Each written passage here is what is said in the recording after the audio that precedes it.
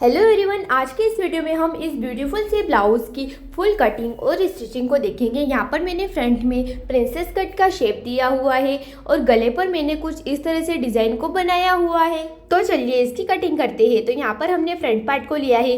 Front part की length हमने यहाँ पर 16 इंच ली है और शोल्डर हमने यहाँ पर 7.25 इंच लिया है। जितना भी आपका फुल शोल्डर हो उसका हाफ आपको लेना है और यहाँ पर मैंने हाफ इंच शोल्डर को डाउन किया हुआ है। अब हम यहाँ पर चेस्ट साइज़ की बात कर लेते हैं। तो चेस्ट साइज़ मैंने यहाँ पर 13.5 इंच रखी है।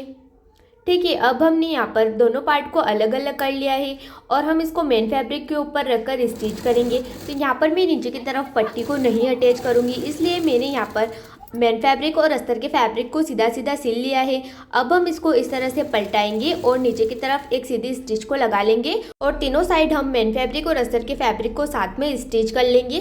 तो यहाँ पर स्टिच करके हो गया। अब हम यहाँ पर प्रिंसेस कट के निशान को लगाएंगे।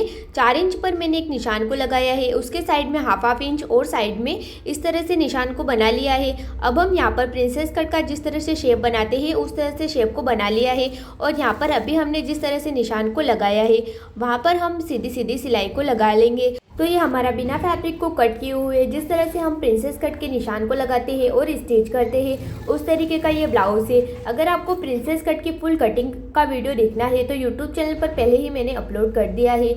अब हम यहाँ पर पेपर कैनवास को लेंगे। हमने यहाँ पर पेपर कैनवास की पट्टी को 4 फोल्ड कर लिया है। ऊपर की तरफ हम एक सीधे सीधे निशान को लगा लेंगे ताकि पट्टी हमारी यहाँ पर बराबर हो जाए। अब गले की विड्थ हम यहाँ पर रखेंगे 3.5 इंच और जो लेंथ है वो 4.5 इंच रखकर एक चौकोर बॉक्स बना लेंगे। गले की विड्थ और लेंथ आप अपने अकॉर्डिंग कम या ज़्यादा कर सकते हैं। अब मैंने यहाँ पर फ्रेंच कर्व स्केल की सहायता से इस तरह से राउंड नेक को बना लिया है। अब हमने जो निशान लगाया है राउंड नेक का उसके साथ हमें यहाँ पर 1.5 इंच पर इस तरह से निशान को लगा लेना है। बराबर निशान को हमने यहाँ पर लगा लिया है गोलाई में।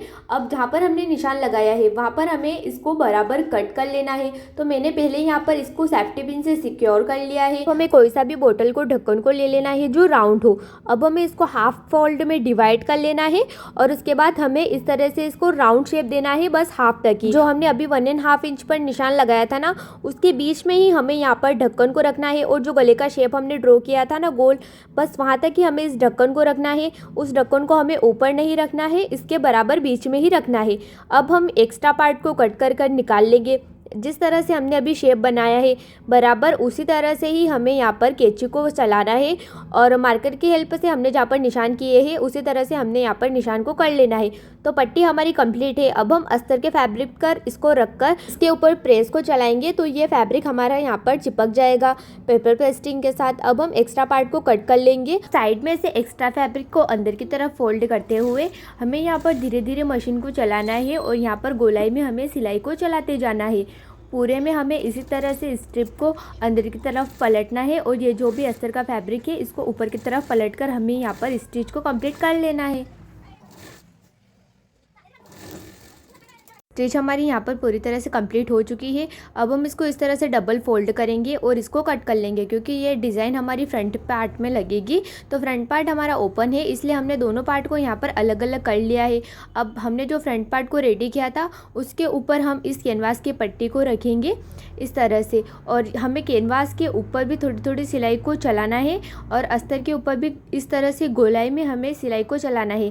जिस तरह से हमने कैनवास की पट्टी को कट कर रखा है ना सेम उसी तरह से हमें यहाँ पर धीरे धीरे सिलाई को चलाना है। वो तो मैंने इस वीडियो में सिलाई को फास्ट कर रखा है। वीडियो को मैंने यहाँ पर फास्ट मोड में एडिट कर रखा है इसलिए आपको ऐसा लग रहा होगा कि मैं मशीन को ज़ोर से चला रही हूँ, पर मैं मशीन को धीरे धीरे चला रही हूँ। अब हमें पट्टी को ऊपर की तरफ पलट लेना है अच्छे से और इसको हमें प्रेस करना है। इसके ऊपर हमें स्टिच को नहीं लगाना है, इसके ऊपर बस हमें यहाँ पर एक प्रेस को लगाना है इस तरह से ताकि ये डिज़ाइन हमारी सेट हो जाए। तो दोनों पार्ट को हमने सेम इसी तरह से यहाँ पर रेडी कर लिया है। अब हम कैनवास की पट्टी को किस तरह से शोल्डर पर फिनिशिंग से जोड़ सकते हैं वो देखेंगे। एक पार्ट को हमें सीधा रखना है, उसके ऊपर फ्रंट पार्ट को रखना है और जो बैक पार्ट की पट्टी है उसको इस तरह से बाहर की तरफ फोल्ड करना है।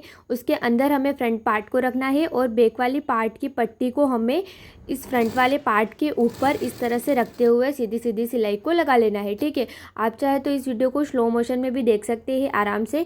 तो बैक पार्ट में मैंने कुछ इस तरह से डिज़ाइन को बनाया है और फ्रंट पार्ट की भी डिज़ाइन मैंने आपको बता दी है। वीडियो पसंद आता हो तो वीडियो को लाइक कीजिएगा और चैनल को सब्सक्राइब ज़रूर से कीजिएगा।